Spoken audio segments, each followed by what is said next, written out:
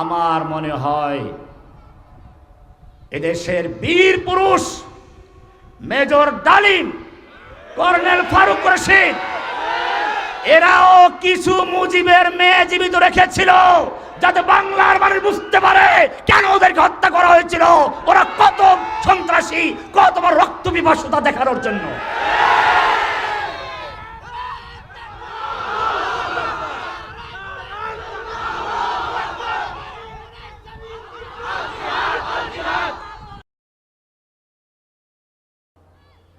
আল্লাহ সুবহানাহু ওয়া তাআলার মহান দরবারে শুকরিয়া জ্ঞাপন করছি,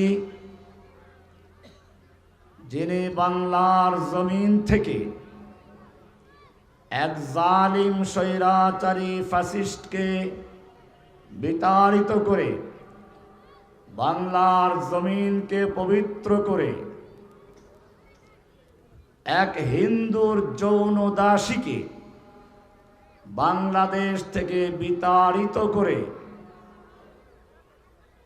সেই নরেন্দ্র মোদীর কোলে পৌঁছিয়েছেন, আমাদেরকে মুক্ত করেছেন। সে আল্লাহর কাছে শুকরিয়া আদায় করি, আলহামদুলিল্লাহ।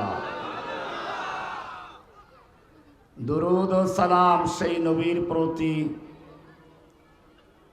যিনি বিশ্বব্যাপী রাহমাতুল লিল আলামিন হিসেবে আগমন করেছেন।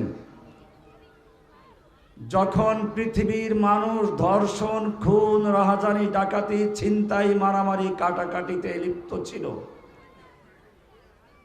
তখন যিনি পৃথিবীর বুকে এমন এক পরিবর্তন আনলেন, যেই যুগকে ইতিহাস বলে জাহিলিয়াতের যুগ, বর্বর যুগ, সেই যুগটাকে পরিবর্তন করে সোনালী যুগে রূপান্তরিত করেছিলেন। আল্লাহ সুবহানাহু ওয়া তাআলার দরবারে সেই নবীর প্রতি দরুদ ও সালাম।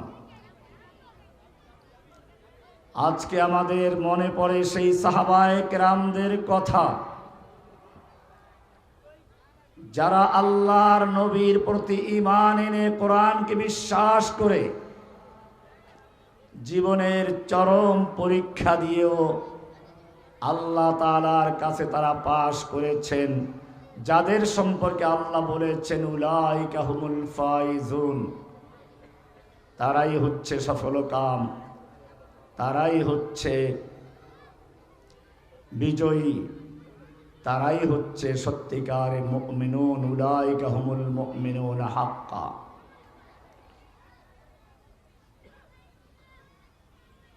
এখন বাগদান বয়ান শুরু করে বাগদান পরে দেন, শেষে দেন। আজকে আমি আলোচনা করছি এমন একটি বিষয় নিয়ে, কোরআনুল কারীমের সূরা বাকারা একটি আয়াত আমি তেলাওয়াত করেছি। وَإِذِ ابْتَلَى إِبْرَاهِيمَ رَبُّهُ بِكَلِمَاتٍ فَأَتَمَّهُنَّ। ইবতিলা, পরীক্ষা, আজমাইশ। স্বর্ণ যদি সুন্দরী নারীর গলার হার হতে চায়, তাহলে তাকে আগুনে পোড়া খেতে হয়, হাতুড়ির বাড়ি খেতে হয়। এরপরে অলংকার হয়, তারপরে সুন্দরী নারীর গলায় নাকে ঝুলে। ঠিক তেমনি ভাবে একজন মানুষ যদি আল্লাহর জান্নাতের মেহমান হতে চায়, তাহলে তাকেও দুনিয়ার জেল, জুলুম, অত্যাচার, নির্যাতন, নিপীড়ন সহ্য করে আগুনের পোড়া খেয়ে লোহার ডান্ডা বেরিয়ে পড়ে, তারপরে হেলমেট পরে, বুকে বুলেট প্রুফ জ্যাকেট পরে, হাতে হ্যান্ডকাপ পরে দীর্ঘদিন পর্যন্ত কারা নির্যাতন সহ্য করে তারপরে যারা পাশ করে আল্লাহ রাব্বুল আলামিন তাদের কি কবুল করবেন? কোরআন বলছে সূরা বাকারা 224 নম্বর আয়াত, وَإِذِ ابْتَلَى إِبْرَاهِيمَ رَبُّهُ بِكَلِمَاتٍ فَأَتَمَّهُنَّ। আল্লাহ রাব্বুল আলামিন ইব্রাহিম আলাইহিস সালাতু ওয়াস সালামকে ইবতিলা করলেন, পরীক্ষা করলেন, আজমাইশ করলেন, ইমতিহান নিলেন। আল্লাহ বলছেন বিকালিমাতিন, কতগুলো বিষয় নিয়ে, ফাতাম্মাহুন্না, ইব্রাহিম আলাইহিস সালাতু ওয়াস সালাম সেগুলো ঠিক মতো পূর্ণ করেছেন। তিনি পরীক্ষায় পাশ করেছেন। পরীক্ষায় পাশ করার পরেই আল্লাহ বলছেন ক্বালা ইন্নী জাইলুকা লিন-নাসি ইমামা। আল্লাহ রাব্বুল আলামিন বলছেন, ও ইব্রাহিম, আমি তোমাকে যতগুলো পরীক্ষা করেছি সবগুলো পরীক্ষায় তুমি 100 নম্বরে পাশ করেছ, কোনো রকম ভুল করো নাই। এবারে যারা আমার দরবারে পরীক্ষায় পাশ করে আমি তাদেরকে দুনিয়ার নেতৃত্ব দিয়ে দেই। ইন্নী জাইলুকা লিন-নাসি ইমামা, আমি তোমাকে ইমাম বানাবার জন্য নিযুক্ত করেছি, তোমাকে মানুষের নেতা বানাবো, লিডার বানাবো। কে বলেছেন? পরীক্ষা দিয়েছেন ইব্রাহিম, পাশ করেছেন। আল্লাহ বলেছেন ইমাম বানাবো। সন্তানদের প্রতি মায়া সকলেরই আছে। ইব্রাহিম আলাইহিস সালাম ও চিন্তা করলেন সুযোগটা হাতছাড়া কেন করব। ক্বালা ওয়া মিন যুররিয়্যাতি, রব্বুল আলামিন, তুমি আমাকে যখন নেতৃত্ব দিবে বলে ওয়াদা করেছো, আমার সন্তানদের মধ্য থেকেও নেতৃত্ব দাও, আমার সন্তানদেরকেও তুমি ইমাম বানাও। আল্লাহ বলছেন লা ইয়ানালু আহাদিজ যালিমিন। এটা কি রাজতন্ত্র পাইছো? এটা কি পীরতন্ত্র পাইছো? পীরের সন্তান পীর হবে? লা ইয়ানালু আহাদিজ যালিমিন, তোমার সন্তানদের মধ্যে যারা সত্যিকার তোমার মতো পরীক্ষায় পাশ করবে, তোমার মতো ঈমান নিয়ে আসবে, আমি তাদেরকেও ইমাম বানাবো। কিন্তু তোমার সন্তানদের মধ্যে যারা জালিম হয়ে যাবে, যারা তাওহীদের থেকে সরে গিয়ে শিরক করবে, তারা আমার এই নেতৃত্ব ইমামতির যোগ্যতা লাভ করবে না, আমি তাদের ইমাম বানাবো না। ইব্রাহিম আলাইহিস সালামকে কি কি পরীক্ষা করেছিলেন? সূরা ইব্রাহিম এর 36 নম্বর আয়াত, এটা কোরআন বের করার জন্য আল্লাহ রাব্বুল আলামিন, এটা কোরআন দিতে বললাম না, আরে আমি শুনতে বললাম এটা কোরআন নিয়ে বসার জন্য একজনকে। কোরআনের সূরা ইব্রাহিম এর 36 নম্বর আয়াত, আল্লাহর নির্দেশ হচ্ছে পরীক্ষা শুরু, ইবতিলা শুরু। বুড়া বয়সে আল্লাহর কাছে দোয়া করেছেন রব্বি হাবলি মিনাস সালিহিন। ও রব্বুল আলামিন, আমি বুড়ো হয়ে গেছি, দুনিয়ার বাহ্যিক যদি চিন্তা ভাবনা করি তাহলে দুনিয়ার বিজ্ঞান অনুযায়ী আমার কোনো সন্তান হওয়ার যোগ্যতা নেই। রব্বি হাবলি মিনাস সালিহিন, তুমি তোমার পক্ষ থেকে আমাকে একজন নেক সন্তান দান করো। তোমার সন্তান দেওয়ার জন্য কোনো শর্ত নেই, তুমি তো কোনো খাজা বাবা গাজা বাবা না। সন্তান চাবো কার কাছে? না কোনো মাজারওয়ালার কাছে। ইয়্যাকা না'বুদু ওয়া ইয়্যাকা নাস্তাঈন। ও রব্বুল আলামিন, আমি কেবলমাত্র তোমারই গোলামি করি, তোমারই দাসত্ব করি। ব্যক্তি জীবনে, পারিবারিক জীবনে, সামাজিক জীবনে, রাষ্ট্রীয় জীবনে, আন্তর্জাতিক জীবনে সব জায়গায় আমি গোলামি করি কার? আসলে করি আমরা মসজিদে গেলে আল্লাহর কোরআন দিয়ে নামাজ পড়ি, ঠিক আছে, কিন্তু সংসদে গেলে পরে প্রয়োজনে আল্লাহর আইনকে বাতিল করে মানুষের আইন তৈরি করে দেই। আল্লাহ বলেছেন সুদ হারাম, তোমার সংসদ বলল লাইসেন্স থাকলে হারাম নয়। কোরআন বলছে ওয়া আহাল্লাল্লাহুল বাইআ ওয়া হাররামার রিবা, আল্লাহ ব্যবসাকে হালাল করেছেন, সুদকে করেছেন হারাম। সূরা বাকারা 275 থেকে সামনে পড়ুন। আল্লাহ রাব্বুল আলামিন একটু সামনে গিয়ে বলছেন 278 নম্বর আয়াতে, ইয়া আইয়ুহাল্লাযীনা আমানুত্তাকুল্লাহ, হে ঈমানদারগণ, যারা আল্লাহর প্রতি ঈমান এনেছো, লা ইলাহা ইল্লাল্লাহ বলে আল্লাহকে বিশ্বাস করেছো, ইত্তাকুল্লাহ, আল্লাহকে ভয় করো।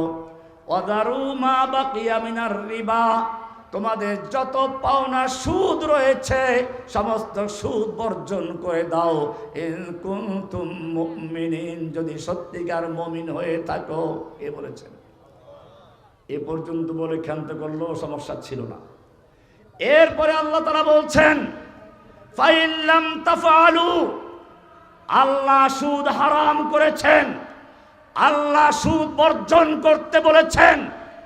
এই কথা জানার পরেও যদি তোমরা সুদ বর্জন না করো, ফাআযানু বিহারবিন মিনাল্লাহি ওয়া রাসূলিহি, তাহলে আল্লাহ এবং তার রাসূলের সঙ্গে যুদ্ধের জন্য প্রস্তুত হয়ে যাও।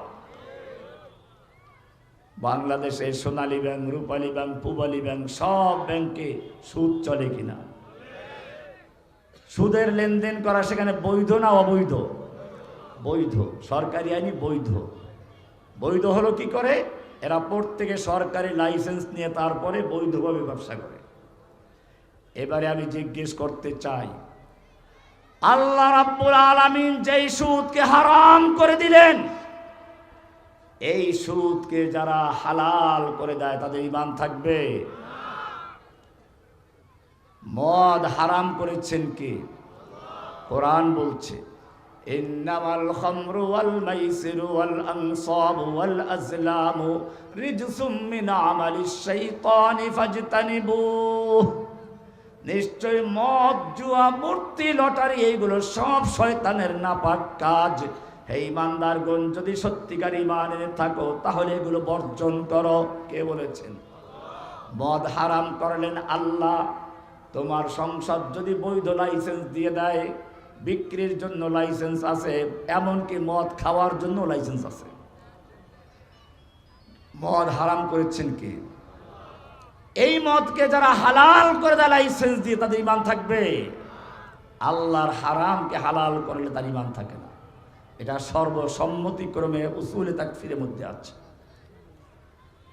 আলোচনা হচ্ছিল ইব্রাহিম আলাইহিস সালাতু ওয়াস সালাম কি কি নির্দেশ পালন করেন, একটু দেখাবো। এটা না ইব্রাহিম, ওটা না। রব্বানা ইন্নী আসকানতু মিন যুররিয়াতি, বলছিলাম ইব্রাহিম সন্তান চাইলেন কার কাছে? রব্বি হাবলি মিনাস সালিহিন। ও রব্বুল আলামিন, তোমার দরবারে আমি নৈরাশ হচ্ছি না। তুমি তো কোনো খাজা বাবা, গাজা বাবা না, দুর্বল ব্যক্তি না। তুমি তেমন ব্যক্তি যিনি পুরা দুনিয়ার শক্তিকে চ্যালেঞ্জ করেছ। ইয়া আইয়ুহান নাস, ও দুনিয়ার সমস্ত মানুষ জেনে রাখো, আনতুমুল ফুকারাউ ইলাল্লাহ, তোমাদের সব আল্লাহর দরবারের ফকির। কার দরবারের ফকির? তোমাদের ইমাম ফকির, মুক্তাদি ফকির, রাজা ফকির, প্রজা ফকির, আমির ফকির, মামুর ফকির, পীর ফকির, মুরিদ ফকির, মাজার ফকির, বাজার ফকির, দরগা ফকির, দুর্গা ফকির, গেসু দরাজ, জুলফে দরাজ ফকির, আতা বক্স, গঞ্জে বক্স ফকির। আনতুমুল ফুকারাউ ইলাল্লাহ, তোমরা সব আল্লাহর দরবারের ফকির।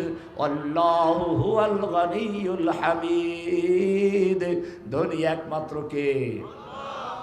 সে আল্লাহর কাছে সন্তান চাইলেন। বোঝা গেল সন্তান চাবো কার কাছে? আল্লাহর কাছে না মানুষের দরবারে, মাজারে গিয়ে? মাজারে সন্তান চাওয়া জায়েজ না হারাম? একটু পরে আমি দেখাবো ইনশাআল্লাহ। ইব্রাহিম আলাইহিস সালাম দোয়া করছেন, রব্বি হাবলি মিনাস সালিহিন। সন্তান হলো, আল্লাহ তাআলা সন্তান দিলেন। এরপরে একটু যখন বড় হয়ে গেল, আল্লাহ বললেন এদেরকে মরুভূমিতে রেখে আসো। প্রথম পরীক্ষা শুরু হয়ে গেল। রেখে আসছেন, করার কিছু নেই। ইব্রাহিম আলাইহিস সালাম তার সন্তানকে রেখে যাচ্ছেন। আমি বিস্তারিত ঘটনা বলবো না, অন্য উদ্দেশ্যে আমি ঘটনাগুলো বলছি। একটু দূরে গিয়ে দোয়া করছেন, রব্বানা ইন্নী আসকানতু মিন যুররিয়াতি। ও রব্বুল আলামিন, বৃদ্ধ বয়সে তুমি আমাকে সন্তান দিলে, তুমি আবার আদেশ করলে সন্তানকে দূরে রাখার জন্য। হে আল্লাহ, আমি তোমার নির্দেশ মেনে আমার সন্তানকে রেখে দিলাম এমন এক জায়গায়, বিওয়াদিন গায়রি যী যারইন, এমন একটি মরুভূমিতে আমি রেখে যাচ্ছি, উপত্যকায় রেখে যাচ্ছি, গায়রা যী যারইন, যেখানে কোনো ফসল নেই, গাছগাছালি নেই, কোনো উদ্ভিদ নেই, তবে একটা জিনিস আছে, ইনদা বাইতিকাল মুহাররম, তোমার পবিত্র ঘরের কাছে রেখে যাচ্ছি, তোমার ঘরের কাছে। এরপরে সেখানে বিস্তারিত আলোচনা আছে। ইব্রাহিম আলাইহিস সালাতু ওয়াস সালাম আল্লাহর নির্দেশ পালন করলেন।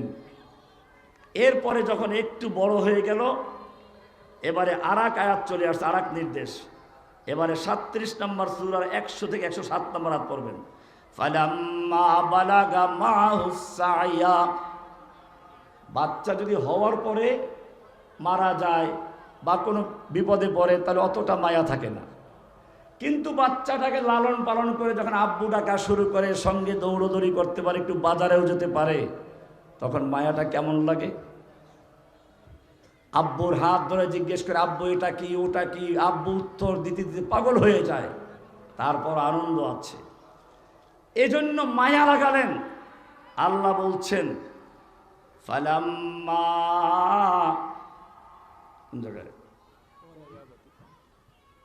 ফালাম্মা বালাগা মাহুস সায়া, যখন বাবার সঙ্গে দৌড়দৌড়ি করার মতো বয়স হলো, সহযোগিতা করার মতো বয়স হলো, একটু বাজারে সহযোগিতা করবে, একটু কাজে কর্মে হাত জোগাতে পারে। ফালাম্মা বালাগা মাহুস সায়া ক্বালা ইয়া বুনাইয়া ইন্নী আরা ফিল মানামি আন্নী আযবাহুক। আবার গেছেন, কোনো খবর নাই, সন্তানের কোনো খায় খেদমত করতে পারেন নাই, রেখে আসলেন মরুভূমিতে। এখন একটু বড় হয়ে গেছে, 13-14 বছর বয়স হয়ে গেছে, এসে কি বললেন, ইয়া বুনাইয়া ইন্নী আরা ফিল মানাম, ও আমার আদরের বৎস, আমাকে স্বপ্নে দেখানো হয়েছে, আন্নী আযবাহুকা, আমি তোমাকে জবাই করছি, কোরবানি করছি। নবীর স্বপ্ন ওহী, নবীর স্বপ্ন কি? তাই বলে আবার খাজা বাবা গাজা বাবার স্বপ্ন ওহী না, এটা মনে রাখবেন। নবুয়তের 46 ভাগের 1 ভাগ বলা হয়েছে স্বপ্নকে, সেজন্য অনেক শর্ত শরায়েত আছে। এখন যদি পীর সাহেব স্বপ্নে দেখে এমন জিনিস, ভণ্ড পীরদের কথা বলছি, এমন কিছু স্বপ্নে দেখলো যা কোরআন হাদিসের বিপরীত, সেই স্বপ্ন কি আল্লাহ দেখিয়েছে না শয়তান দেখিয়েছে? স্বপ্ন 3 রকম। কয় রকম? একটা হচ্ছে আল্লাহর পক্ষ থেকে দেখানো হয়, মুবাশশিরাত, মুমিনদেরকে দেখানো হয়। আর একটা হচ্ছে শয়তানের পক্ষে দেখানো হয়, তার পক্ষ থেকে। আর এক প্রকার আছে, মানুষে সারাদিন যা চিন্তা করে ওটা মাথার মধ্যে ঘুরতে থাকে ফিতার মতো, ঘুমাইলে পরে ফিতা আবার চালু হয়ে যায়, দেখতে থাকে। তাখাইয়ুলাত। নবীদের স্বপ্ন ওহী, কারণ নবীরা ঘুমাইলেও তাদের চক্ষু ঘুমায়, অন্তর সজাগ থাকে। তানামু আইনানি ওয়াল কলবু ইয়াকযান, নবীদের চক্ষু ঘুমায়, অন্তর সজাগ থাকে। জোরে বলুন সুবহানাল্লাহ। এই কারণে নবীদের ঘুমে উযু ভঙ্গ হয় না।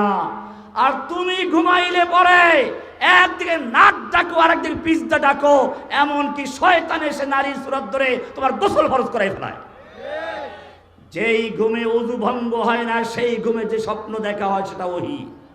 আর যেই ঘুমে গোসল ফরজ হয়, এই ঘুমে যদি কেউ স্বপ্নে দেখে সেটা ওহী হয় না, অনেক সময় শয়তানের থেকে হয়।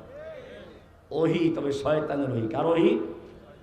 কোরআন সুন্নাহর সঙ্গে যদি না মিলে তাহলে ওটা আল্লাহর পক্ষ থেকে নয়, ওটা কার থেকে? ওটাও কোরআন দলিল আছে, ওয়া ইন্নাশ শায়াতিনা লায়ুহুনা ইলা আউলিয়াইহিম, শয়তান তাদের ওলিদের কাছে ওহী করে। কে ওহী করে? আল্লাহ ওহী করেন, শয়তান ওহী করে। আল্লাহরও যেমন ওলি আছে, শয়তানেরও ওলি আছে। ওলি ঠিক আছে, কি আছে? ওলি ঠিক আছে, তবে কার ওলি? আল্লাহর ওলি না শয়তানের ওলি? ইব্রাহিম আলাইহিস সালাতু ওয়াস সালাম নবী, তার স্বপ্ন শয়তান দেখাতে পারে না, ভালো করে বুঝে রেখো। সেজন্য তিনি বুঝলেন যেটা আল্লাহর নির্দেশ। এবারে সন্তানকে গিয়ে বলছে, ইয়া বুনাইয়া ইন্নী আরা ফিল মানামি আন্নী আযবাহুক, ইয়া বুনাইয়া, ইবনুন মানে সন্তান, বুনাইয়া মানে আদরের সন্তান। ইয়া বুনাইয়া, ও আমার আদরের সন্তান, ইন্নী আরা ফিল মানামি আন্নী আযবাহুক, আমাকে স্বপ্নে দেখানো হয়েছে আমি তোমাকে জবে করতে যাচ্ছি, তোমাকে জবাই করতে হবে। কি কথা! আমাদের মতো সন্তানের বলতো সারা জীবন বাবা তোমার কবর নাই, এখন বড় হয়েছি, মা লালন পালন বড় করেছেন, আর এখন জবাই করতে আসছো, তাই নাকি? সন্তানকে উত্তর দিচ্ছেন, ফানজুর মাযা তারা, ও আমার আদরের পুত্র বলো তোমার এ ব্যাপারে রায় কি? এটা সন্তানের রায় জানলে পরে সে রাজি হইলে জবাই করবেন, নইলে করবেন না, বিষয়টা এরকম নয়। দেখতে চান আমার সন্তান, নবীর সন্তান কেমন ঈমান রাখে। তাছাড়া সন্তান যদি আগের থেকে প্রস্তুত থাকে তাহলে আল্লাহর হুকুম পালন করাটা সহজ হয়ে যাবে। এই জন্য জিজ্ঞেস করেছেন, নতুবা সন্তান রাজি হলে করবেন, নইলে করবেন না, বিষয়টা এমন নয়। এবারে সন্তান কি বলছে শুনুন। ক্বালা ইয়া আবাতি ফাআল মা তু'মার সাতাজিদুনি ইনশাআল্লাহু মিনাস সাবিরিন। ও আমার আদরের আব্বা জান, আপনাকে স্বপ্নে যে আদেশ আল্লাহ করেছেন আপনি তা বাস্তবায়ন করুন। ইফআল মা তু'মার সাতাজিদুনি ইনশাআল্লাহু মিনাস সাবিরিন, আপনি আমাকে অবশ্যই ধৈর্যশীলদের অন্তর্ভুক্ত পাবেন। সুবহানাল্লাহ। ফালাম্মা আসলামা ওয়া তাল্লাহু লিল জাবিন, ফালাম্মা আসলামা, যখন পিতা পুত্র উভয়জন আল্লাহর আনুগত্যশীল হয়ে কোরবানির জন্য প্রস্তুত হয়ে গেল, ওয়া তাল্লাহু লিল জাবিন, উপর করে যখন শোয়ালেন, তাল্লাহু লিল জাবিন, উপর করে কেন শোয়ালেন?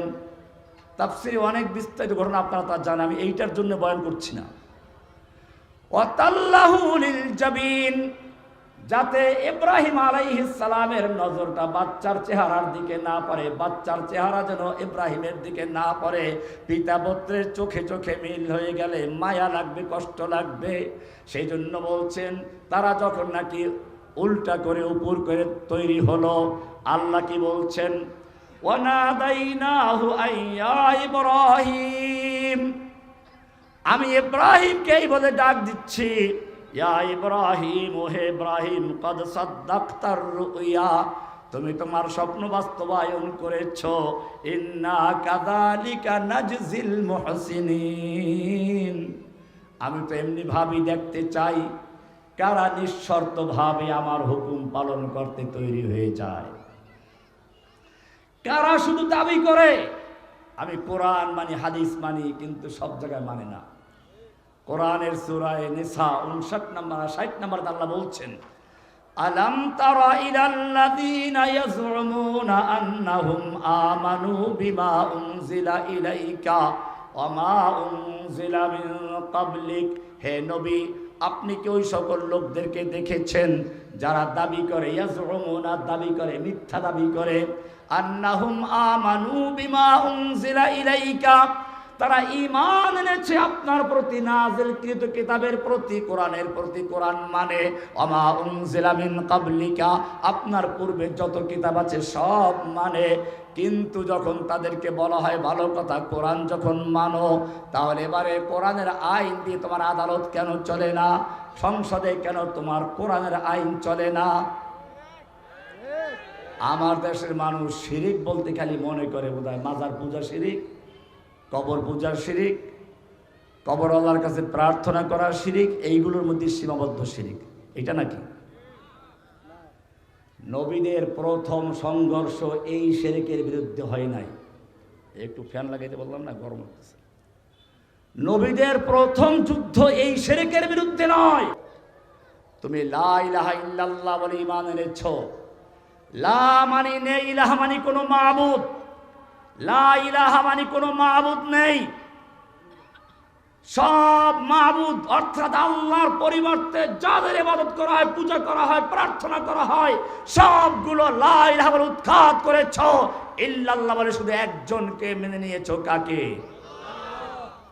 এটা এরকম যেরকম ভাবে একটা পুরাতন বিল্ডিং এ রং করতে গেলে প্রথমে পুরাতন রংটা ঘষে মেজে ধুয়ে মুছে পরিষ্কার করা হয়, ঠিক তেমনি ভাবে একজন মুমিন যখন লা ইলাহা ইল্লাল্লাহ বলে সঙ্গে সঙ্গে সে তার অন্তরের থেকে যত গায়রুল্লাহ আছে, আল্লাহর পরিবর্তে যত শক্তিশালী ব্যক্তি আছে, আইনদাতা বিধানদাতা আছে, সন্তানদাতা আছে, হাজত রওয়া আছে, মুশকিল কুশা আছে, আতা বক্স আছে, গঞ্জে বক্স আছে, মাজারওয়ালা আছে, বাজারওয়ালা আছে, সংসদ আছে, আদালত আছে, সবগুলো উৎখাত করে দিয়ে শুধু একজনের জন্য খালি করা হয়। কার জন্য? লা ইলাহা। লা ইলাহার মানে হচ্ছে সমস্ত ক্ষমতার মালিককে। বিশ্বাস হয় নাকি? সূরা আলে ইমরান 26 নম্বর আয়াত আল্লাহ বলছেন, কুলিল্লাহুম্মা মালিকাল মুলক।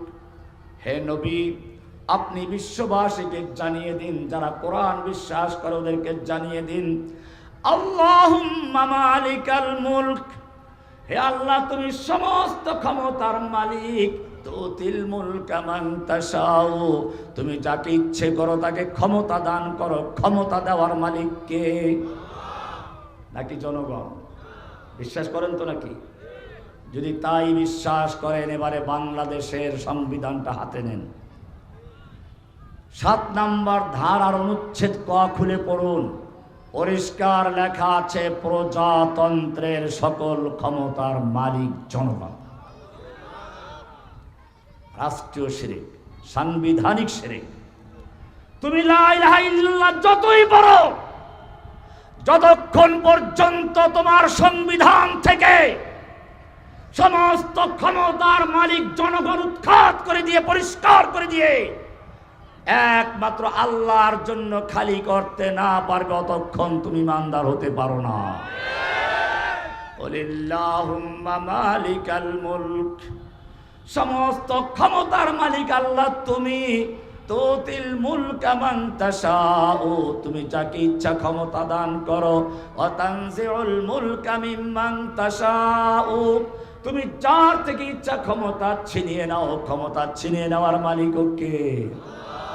বিশ্বাস হয়তো নাকি? বেশি অতীতে যাওয়ার দরকার আছে? ওয়া তানজিউল মুলকা মিম্মান তাশাউ, ক্ষমতা ছিনিয়ে নেওয়ার মালিক কে? অতুইজ্জু মান তাশাউ, তুমি যাকে ইচ্ছে করো ইজ্জত দান করো। ইজ্জত দেওয়ার মালিক কে? অতুজিল্লু মান তাশাউ, অপমান করার মালিক কে? ওরা আমাদেরকে জেলখানায় ঢুকে সন্ত্রাসী, জঙ্গি, কাউকে ধর্ষক, কাউকে রাজাকার ইত্যাদি বানিয়ে বাংলার জনগণ থেকে আমাদের বিচ্ছিন্ন করার চেষ্টা করেছিল। হাতে হ্যান্ডকাপ লাগিয়ে, মাথায় হেলমেট, বুকে বুলেট প্রুফ জ্যাকেট, পায়ে ডান্ডা বেড়ে দিকে কোর্টে উঠাতো আর দুনিয়াকে দেখাতো এরা জঙ্গি। কিন্তু আমি তোমাদের বলি, সেই সময়ও পুলিশের ফাঁক ফোকর দিয়ে মানুষ ইচ্ছা করেছে হাত মেলাবার জন্য, সুযোগ পেলে কিছু পকেটে টাকা ঢুকিয়ে দিয়েছে, সম্মানের সঙ্গে একটু জেলখানায় বসে কিছু কিনে খাবেন। কি ভালোবাসা মানুষের! আজকে সারা বাংলাদেশের যেখানে যাই সব জায়গায় একটা কথাই বলে, মাদ্রাসা, স্কুল, কলেজ নেই।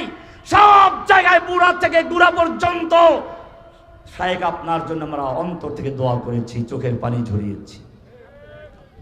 অতুইজ্জু মান তাশাউ, ইজ্জত দেওয়ার মালিক কে?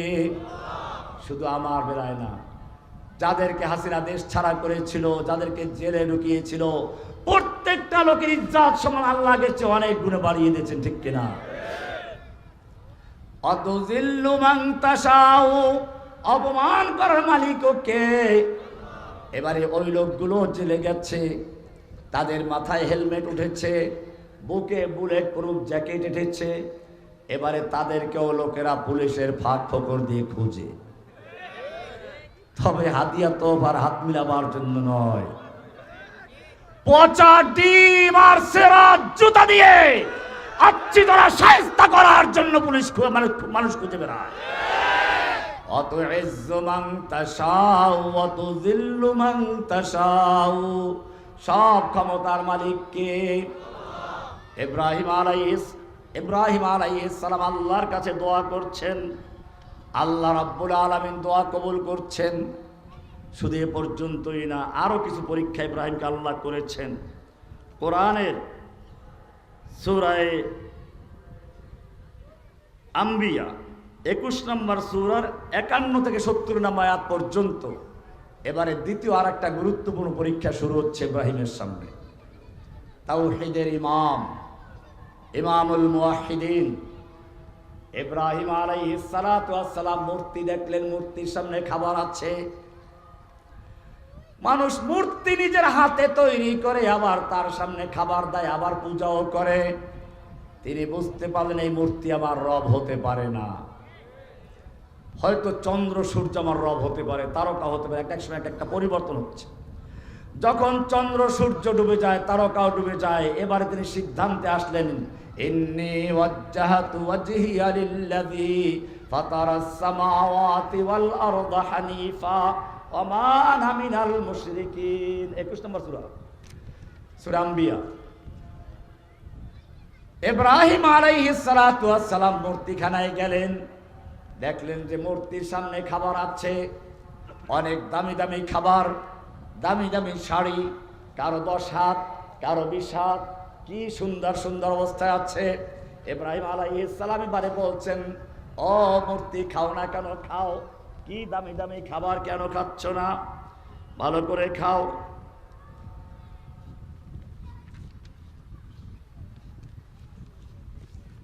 প্রথম দিকে খুব শান্তভাবে বললেন, এরপরে দেখলেন যে না, মূর্তি খায় না।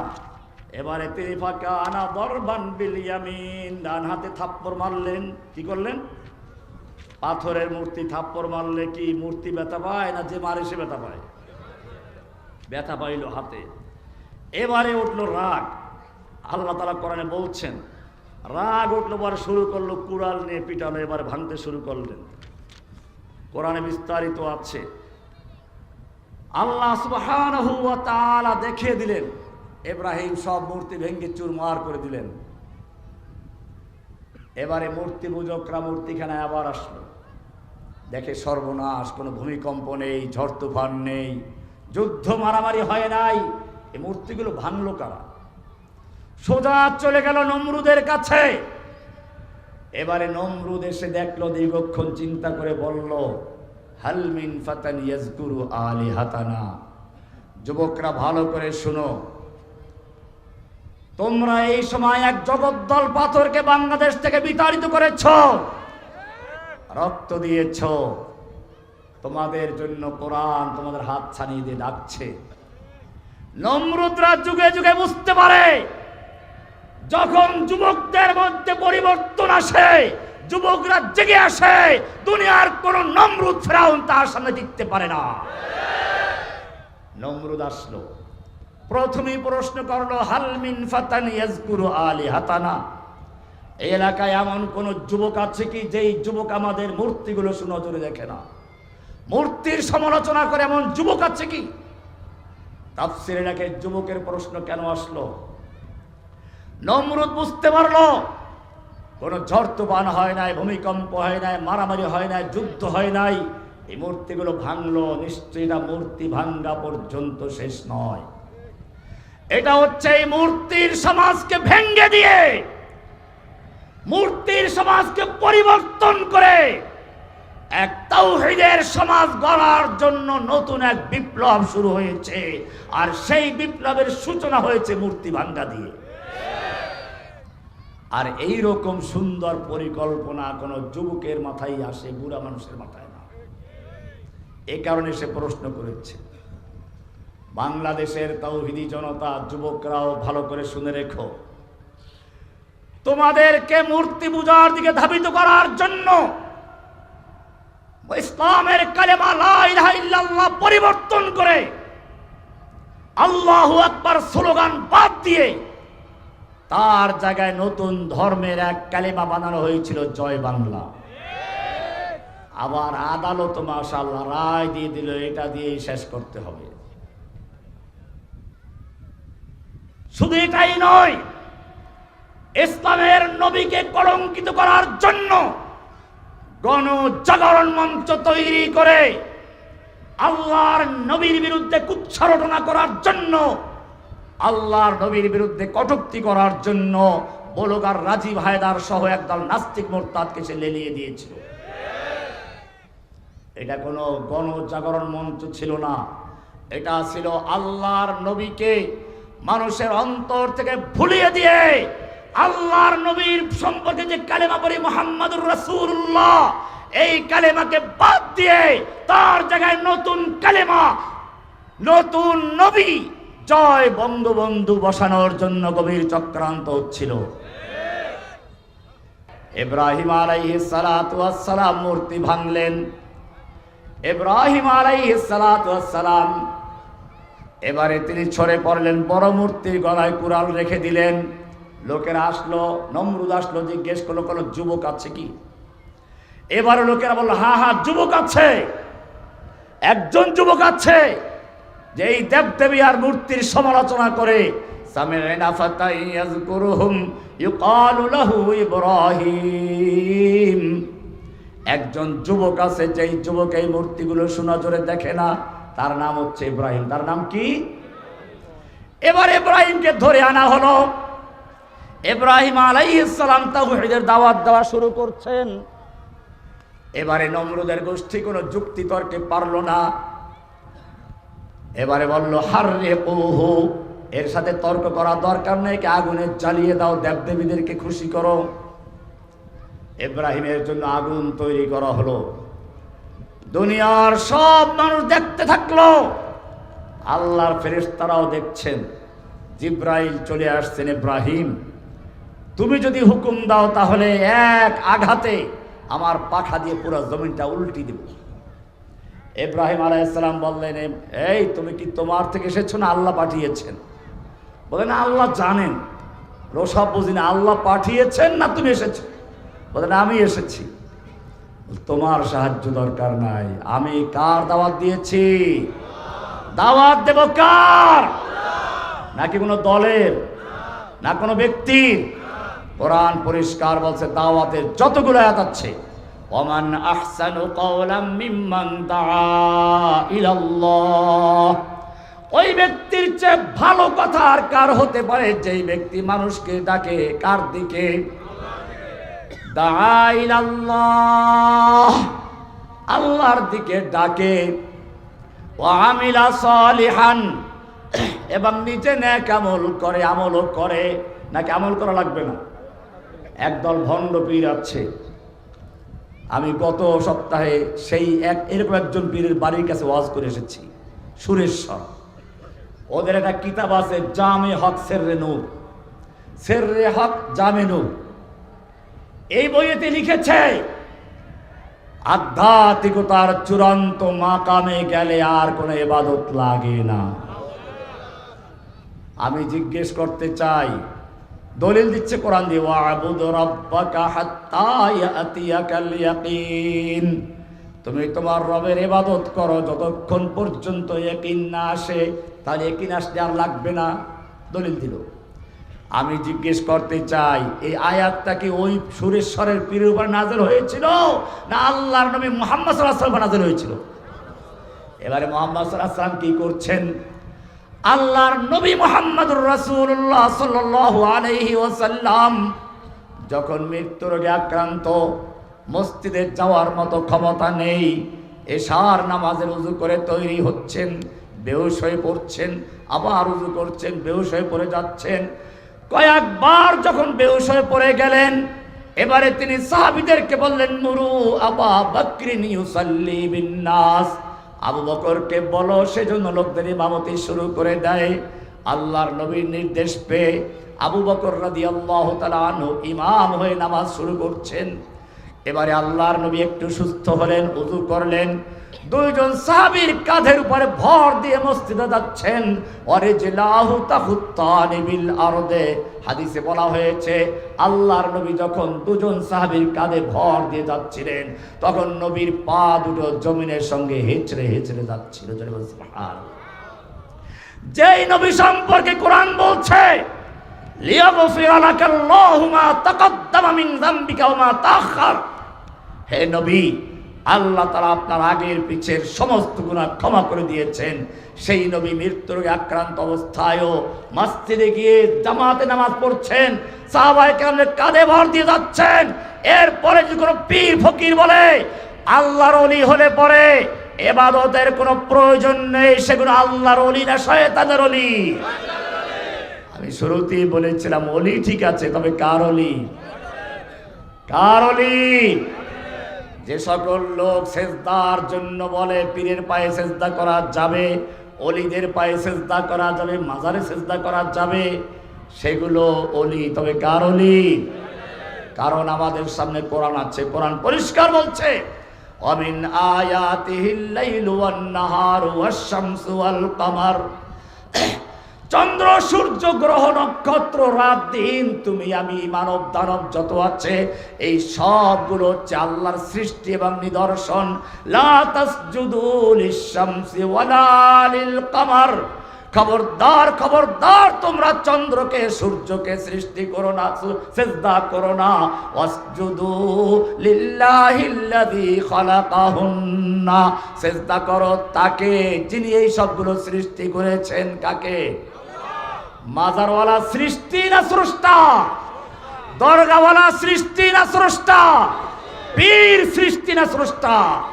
সিজদা করব কাকে? স্রষ্টাকে না সৃষ্টিকে? ও চরের মানুষ, ভালো করে বুঝো, আল্লাহ তাআলা যতগুলো নামাজ ফরজ করেছেন সব নামাজের রুকু সিজদা ফরজ করেছেন।